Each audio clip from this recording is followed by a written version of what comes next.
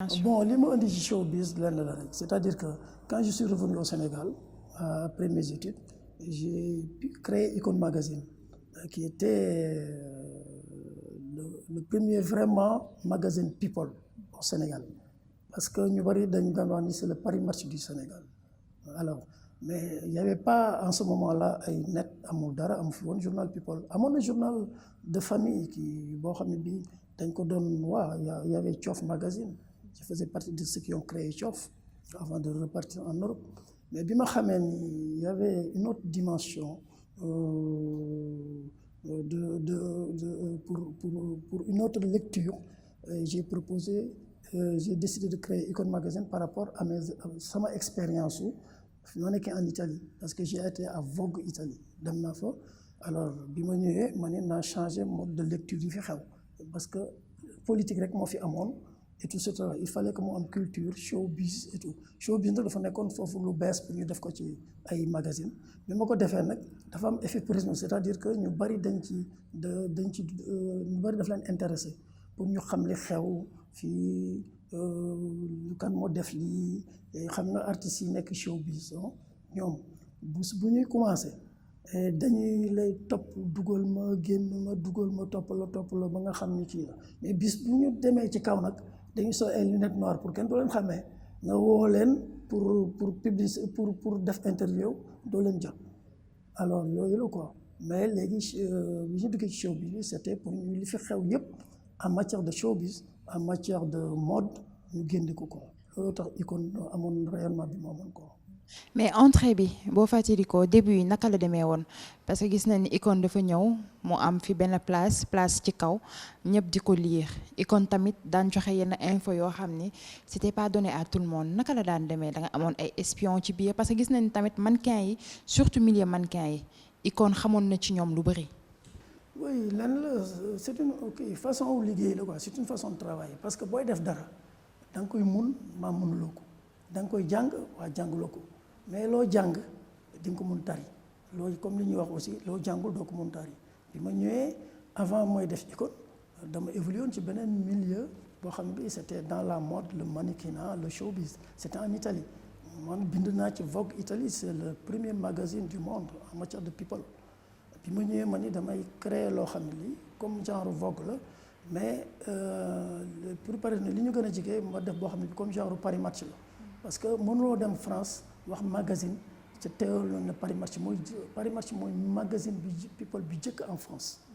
alors dama ne woon naa def lu mel noonu mais avec qualité bi ci am c'est pourquoi nag dama amoon staff bon di leen jàngal ni ñuy def pour am certaine information xam naa ku may téléphoner pour xam parce que information bu ma jot dama koy vérifier parce que képp ku la jox information rappelle-toi ku la jox information am na ci intérêt parce que bu la ko joxee il s'attend à quelque chose yow nag yaay xool li la métier bi jàngal bu ñu la joxee information nga dem vérifier ko recouper ko doo koy génne sinon dootu am benn crédibilité magazine bu amul crédibilité dootu mën a continuer gis nga magazine yu bari ñu ngi fi woon mais bu fekkee da ngay tëb rek comme léegi li fi xew wax lu la neex ay fake news comme ça lu xewul loo xam ne li amul fenn fu mu féete nga wax ko beneen yoon kenn du la lire dañ ngay xool ñu ne kii du ma ko lire alors man j'étais très strict et ñi ma doon liggéeyal xam nañu kii dans le travail man du ma badiner quoi c'est-à-dire que kenn mën na bind article jox ma xool ko ma xool ne article bi baaxul dara ma jël ko sànni ci poubelle bi comme ça mos naa ko def benn jeune journaliste kii dama ko def mais dafa bëgg a jooy ma ne ko non dama la aider pour nga avancer sa métier booy defati da ngay def lu baax les infos yi mu noonu am de première main c'est parce que daaw moon toog dama doon génn effectivement bon c'était avant des années il y a plus de 10 ans damay génn di assister yenn cérémonie yi ñu may invité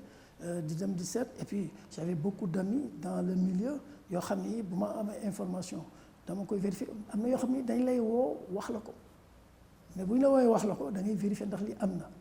même parfois man information dinañ ma woo wax ma ko ma xam ni am na mais bu fekkee ne information bi dafa war a yàq nit dafa war a yàq benn famille dafa war a def dara du ma ko publier damay assumer ni defoon naa autocensure parce que nekkuñu en Europe ñu ngi fii Sénégal du la nekk lay ngay génne yan mannequin yu siiw tey ñoo jaaroon ci loxo Icon Magazine par exemple. oui mannequin yu siiw am na ay ñoom Adja Diallo am na avant ñoom Mimi Bass ñoom Marème Sidibé am ñoo xam ne ñëw nañu ak kii bon am na ñu bari ñu ma mënul lim sax parce que ñoom Khadija si tout ça là génne naa leen wane naa leen et tout am na yu bari ñoom Koukou Sarr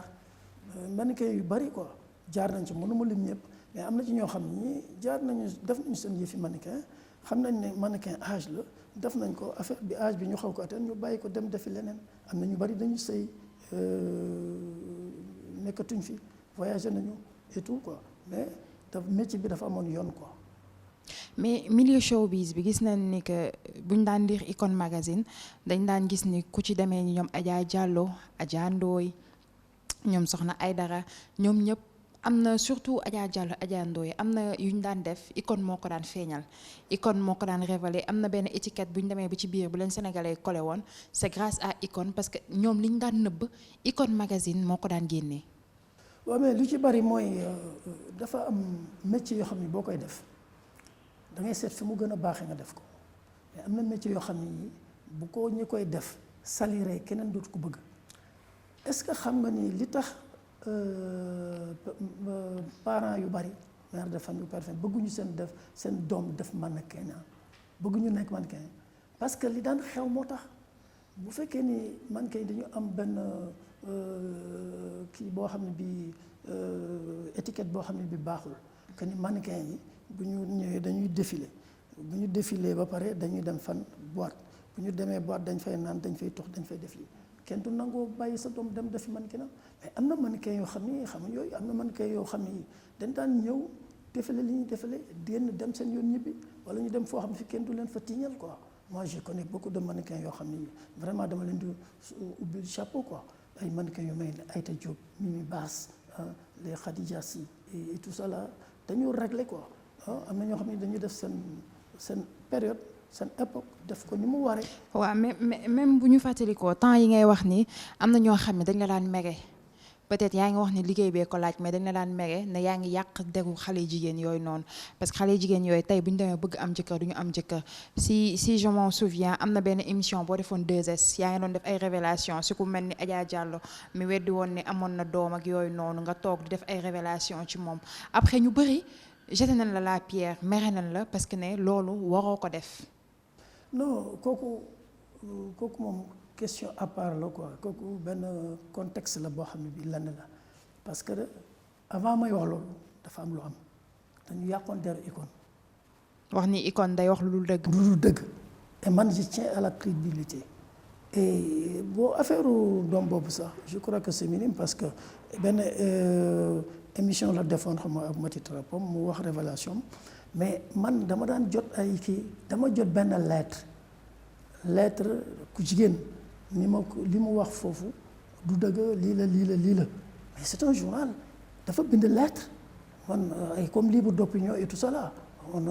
je vais pas censurer boobu je me rappelle woo naa ko ni ko dama fi jot benn lettre dafa am ku def ay révélation léegi nga ñëw jaar ma wax la lii lettre bi nam ma wan la ko ma xool yow lan nga ci tontu wala bu ñu nga kii ko mais gisuma ko ba mu ñëw kooku même bu ma ko génne woon dina ko génne feneen kooku daf ko wax dafa révélé rek ne am na lii ñun dañu ni kii wax na lii loolu la ñu wax. mais bi nga toogee ci plateau bi yemoo foofu rek da nga doon dénoncer yenn pratique u mannequin yi di wax tey ñu génn ak joueur bi suba ñu génn ak kële benn équipe nga génn ci lu mat 6 personnes 7 personnes lan moo tax nga daan def révélation yooyu. non c'est pour les rectifier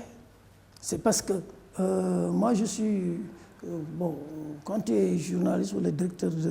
d'un magazine wala benn organe leader d'opinion c'est-à-dire boo gisee luy yàq dëkk bi mais da nga ciy wax mais ça c'est du courage de dire loo xam ne doxul nga ni lii doxul pour ñu bàyyi ko. mais lan leen doon def loo xam ni dañuy yàq dëkk bi. lan leen doon def lu yàq dëkk bi. lan lañ def ñan. ñoom mannequin yooyu noonu. du mannequin yi rek ñoo doon yàq dëkk bi xam na ñu bari ñoo xam duñu mannequin ñu ngi def yoo xam ne ci suuf. mais loolu li taxoon ma def conseil laa doon joxe parce que dafa am ay parents yu bari bëgguñu def seen doom def mannequinat bien que dafa am ñoo xam ne dañuy juddu di màgg seen envie nekk mannequin ñu ci bari mënuñu ko def parce que parents yi dañu bañ dañu milieu bi dafa yàqu milieu bi baaxul c'était pour rectifier pour wax ni mun nga def sa métier sans tomber dans des travers parce que mannequinat am na en Europe aussi foofu aussi am na fa ñuy dox ñoo xam ni dañuy ñëw di drogué wu dañuy ñëw di dugg fu nekk di def mais ñooñu dañ leen di dénoncer journaux yi c'est que boobu temps yooyu yi ngeen di wax buzz comme ça amul woon boobu quoi. ku ci mel ni Adja Diallo fi nga bëggoon mu yegg tey yegg na ko avancé na. waaw mais yow nag yaa ngi kii ci Adja Diallo mais Adja Diallo sama jarbaat léegi xam nga nee na maay papaam wax na ma ko. maa ngi koy dégg Adja Diallo bi mu ëmbee daf ma ko wax bi journaux yi dana wax ëmb na ëmbul man xamoon naa ko xamoon naa ni ëmb na xamoon naa ni def na wax na ma ni mu def mais génnewu ma ko parce que kooku c'est sa vie privée boo xam ne bii vie privée la nekkul non attends nekkul ci mbedd bi di def dara ba nga kii ko kii ku toog nga ànd ak sa xarit nga ëmb mais parce que dafa am tur moo tax ñi fi ëmb bari na dafa am tur moo tax boo ëmbee nañu xool ndax ëmb na bon voilà. mais c'est pas un peu contradictoire parce que doomam bu njëkk bi da ko doon nëbb après Akon fësal ko. mais pourtant wax naa la expliqué nee naa la du Akon. waa mais Akon moo jël. mais libre opinion journaux yëpp koy génne dafa am ku bind. mais même bu amee ku bind nee nga des fois da ngay censurer ni nga def ba Adja Diallo ëmbam bi passé génne woo ko lan moo tax kon loolu noonu censurer woo ko woon à ce temps-là. mais en ce moment-là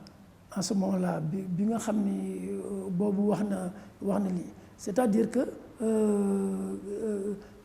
kii boobu nee naa la dafa am ku bind bu ma ko génnewul sax mu dem feneen parce que nee na ma daf koy yóbbu da koy. mais yaa ngi déggante yéen a ngi déggante fu mu toll nii vous avez de très bons rapports. mais on est de très rapport parce que bi muy waaj bi mu ëmbee wax na ma ko mais génnewu ma ko bi mu demee clinique woo na ma ni ma am naa doom. génnewuma ko parce que damay xaar moom mu génneel ko boppam bi mu waxee ne loolu parce que amoon na bi mu ëmbee dafa doon waxante ak man et puis nu mu tudd si après dafa waroon génn Akon di ma wax ne dafay photo pour defaat ay photo dama ne ko yàppaat saa yu la neexee programme na ba tey moom moo amul woon jot mais on a de bons rapports parce que mi ngi wax ak man et tout récemment sax télé bi mu nekk woowoon nañ ma pour ma ñëw émission bi muy def pour mën ko réguler di wax ak yooyu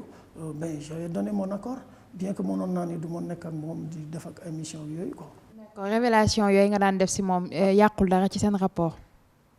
non après y avait les rapports étaient rugueux parce que par exemple émission avec Kebs bi. waaw avec Kebs bi ngay wax ni meroon na ma waaw c'est sûr. parce que bu ñu fàttali ko da nga doon wax joueurs yi lay àndal. non mais parce que quand tu dis que magazine bi li mu wax dafay fen mais borom magasin bi bu fekkee ne am na preuve ni li muy wax dëgg la mais day wax ne li ma wax dëgg la am na génn preuve am la c'est ça justement y a pas eu aussi des conseils que je donnais c'est tout. d'accord temps yooyu milieu showbiz bi naka la meloon parce que bëri woon na tentation trop temps boobu noonu. mais milieu showbiz bi xam nga dafa xawoon xajam ko comme on dit parce que c'était l'effet primaire ñu ngi doog a dugg affaire showbiz di wanewu.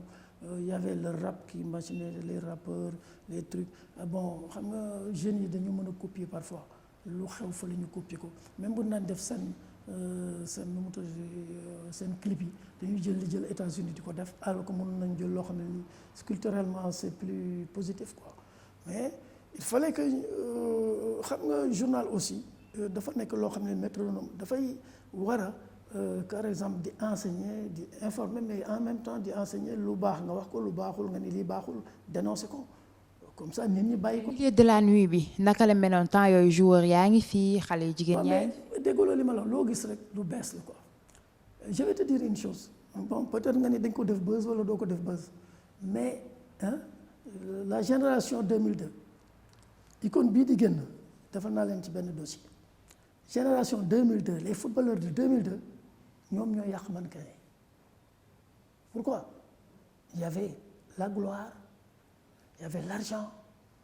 xale yu jigéen yi nga xam ni xamuñu woon yooyu ku am succès la ñuy xool ku am xaalis la ñuy xool mais elles ne sont pas protégées dañuy gis ñii ñu man jour laa bëgg a génne parce que moo am xaalis jour laa bëgg a génne parce que moo am tur c'était nouveau boobu Sénégal mi ngi doog a dem kii quart de finale coupe du monde doog a dem finale coupe d'Afrique. d'accord Soumboulou tey boo toogee gis ko ban sentiment lay am parce que xam ne ni jaar na fi liggéey na fi mais dégg naa yaa ko dàq de. yow ko la wax loolu. samay source. tu as de bonnes sources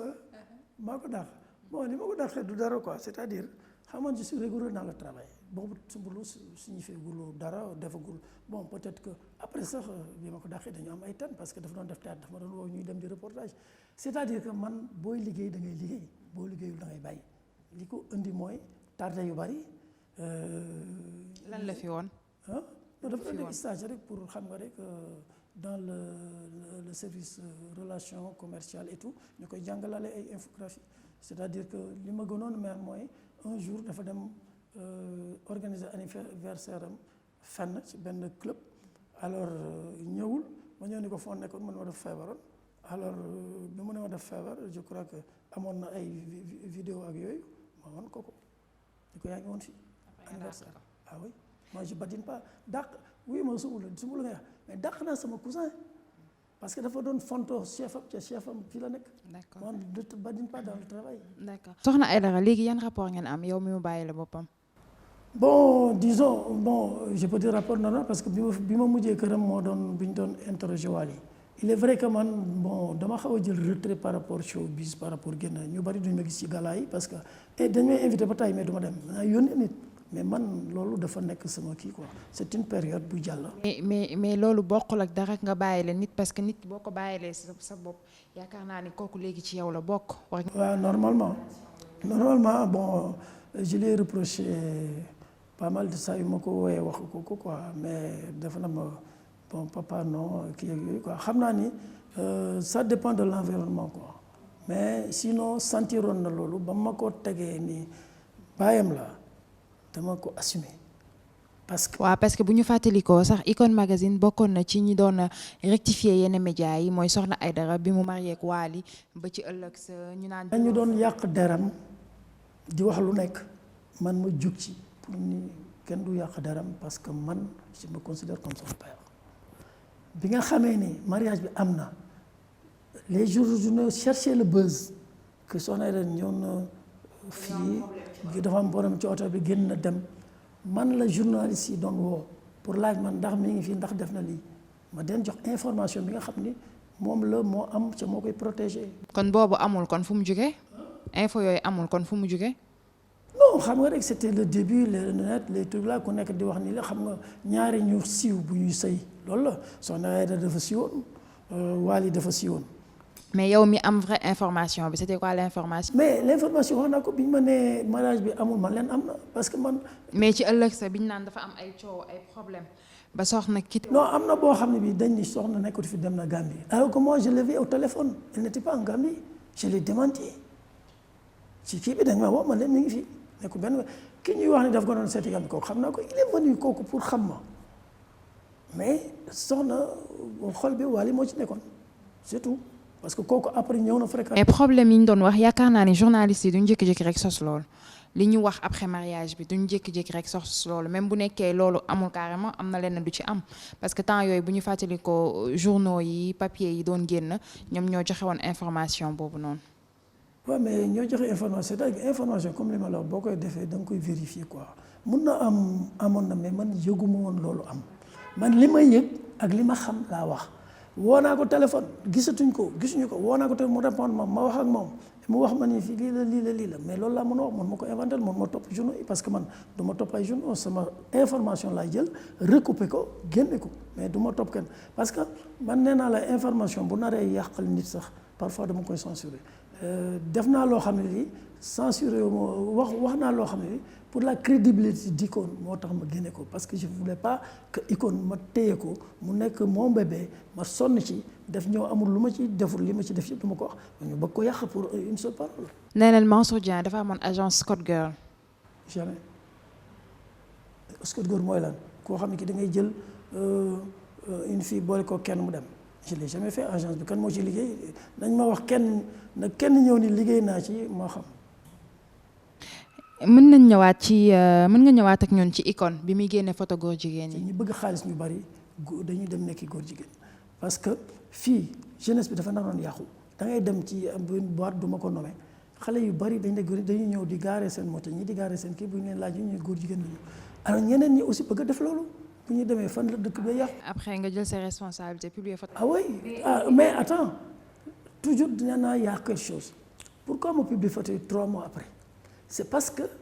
kenn moo ñëw ni Mansour Dieng li muy wax du dëgg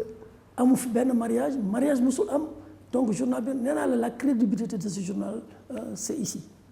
Mansour Dieng dégg naa dañu génne Coumba Gawlo Seck. jamais c'était une rumeur c'est sama xarit la woon il est vrai que fii dañ naan bon loolu dégg naa ko bu yàgg même Katusha waaw Katusha moo la wax man ak Katusha Coumba daan nañ gisee Coumba Gawlo dama daan invité këram mais ay xarit lañu qui s'aiment bien c'est vrai que daan naa dem foofu bon man comme dama bëgg